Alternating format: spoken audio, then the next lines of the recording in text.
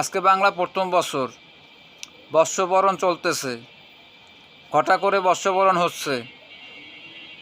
কিন্তু প্রশ্ন থেকে যায়, সম্রাট আকবর যখন আসলো এই উপমহাদেশে, দেখলো যে আরবি সৈন্যের সাথে যে খাজনার সময় হয় তখন এদেশে থাকে মন্দা, এদেশে তখন আর খাজনা দিতে পারে না।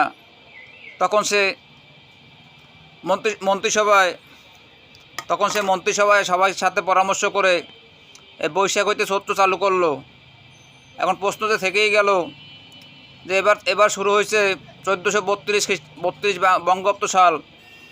এই সালটা আসলো কোথা থেকে? আমি এই সমাজের জ্ঞানীগুণী গণ্যমান্য জঘন্য অনেকেই প্রশ্ন করছি, যাদেরকে প্রশ্ন করছি অনেকেই দেখা গেছে মৃত্যুবরণ করছে। ভালো কাজ করে থাকলে আল্লাহ তাদেরকে মাফ করে দেখ, কারণ মন থেকে দোয়া করলাম না। তাদের মাঝে বিভিন্ন ধর্মাবলম্বী আছে, কিন্তু কেউ আমাকে সঠিক উত্তর দিতে পারে নাই। আপনারা যারা এই ভিডিওটা দেখবেন, যার সামনে আমার এই ভিডিওটি যাবে, আপনারা পারলে একটু আমাকে কমেন্টে বললেন যে 1432 কোথা থেকে আসলো।